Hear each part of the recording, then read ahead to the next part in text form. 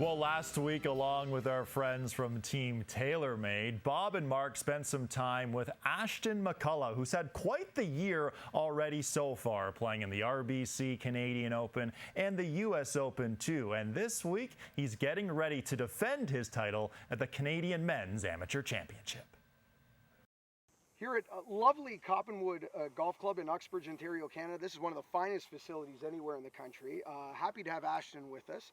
Ashton, we go well back. We go all the way to the RBC Canadian Open Pro-Am on the Monday. Had to be the highlight of your summer, right? The highlight of my year, by far.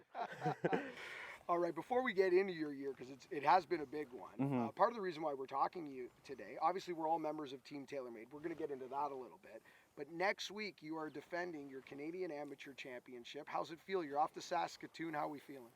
Excited. I mean, it's to defend at any golf tournament's awesome. But to defend your nation's tournament, it's a cool experience and one that I look forward to for sure. Have you looked at the list of people who've actually defended? I have not.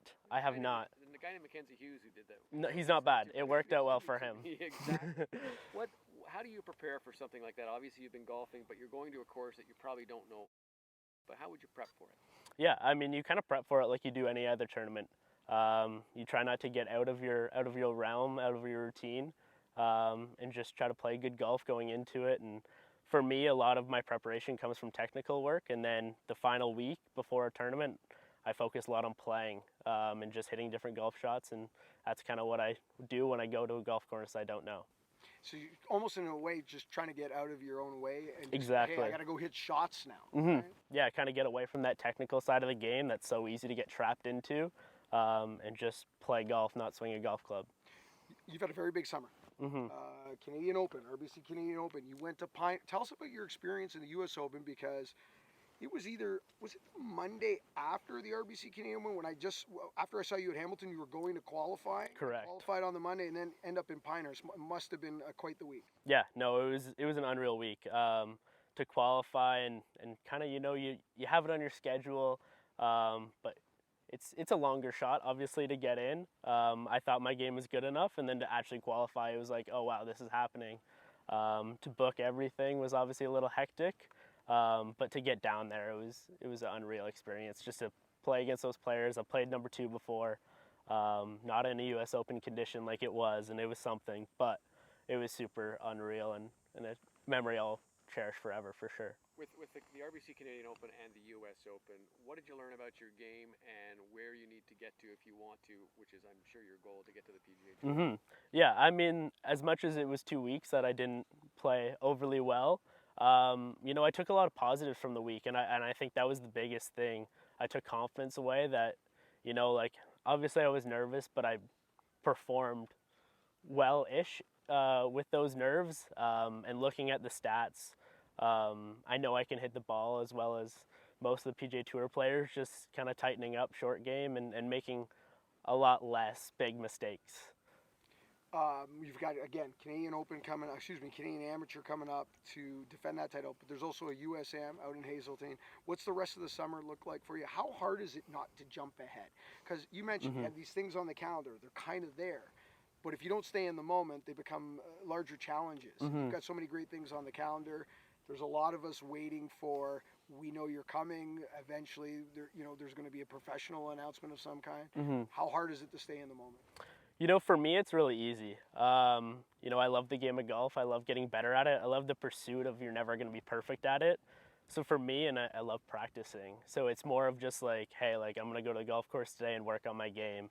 Or when I get to a tournament, it's like, I'm going to go compete, which I love to do. So kind of just keeping it like that. And when you've gone through these tournaments now, you're going to go back to school, your final year at Michigan State University. What's the college experience been like for you? It's been super awesome. Turning pro, and after my last year, it's going to be a sad, but also happy scenario for me. I've loved my time so far at Michigan State, and couldn't have been happier with the decision I made way back 6 years ago. And yeah, I mean, obviously it's worked out in all aspects of my life. All right, 3 members of Team TaylorMade. That's part of the reason why we're up here today at Coppenwood, trying some new gear. I have fallen in love already with the P7 CBs. We chatted a little off camera as to why I've been waiting for these. what do you have in the bag right now? What are you playing? What are the gamers for this season? Yeah, so I got the MG4 wedges.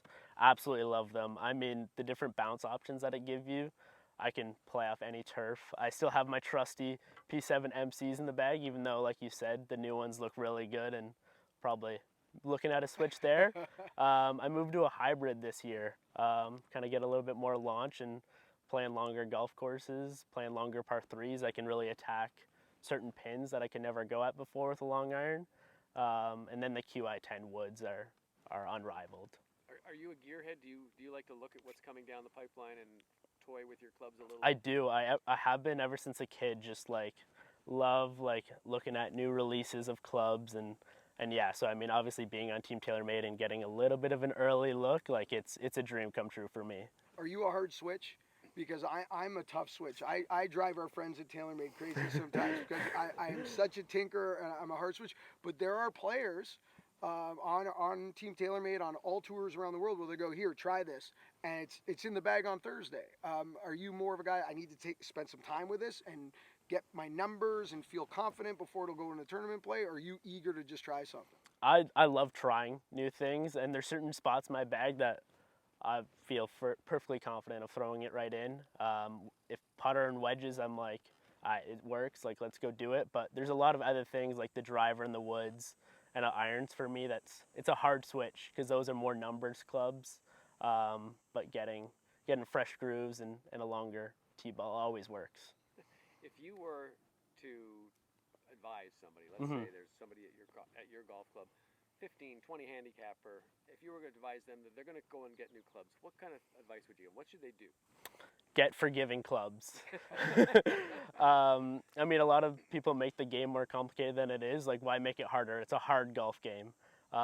Get them forgiving, get it up in the air, and get it going relatively straight, and you'll have a lot more fun in the game of golf. All right, before we let you go and get back to your practice and get back to your grinding here, I'm just curious. I know we found out that he was a goalie just moments ago. We were chatting. And explains a lot. Yeah, it does. Played a lot of AAA and AA hockey as a goaltender from Kingston, Cataraqui Golf Club, growing up playing your junior golf. But if you weren't a golfer, if we weren't pursuing the PGA Tour, if we weren't playing in national AMs and national Opens, what would you be doing? Where do you see yourself if you weren't playing golf? I would love to say hockey, but unfortunately I'm vertically challenged, so it makes it hard. But I don't really know. I'm glad it worked out. That I'm where I am. I don't know. That's all right.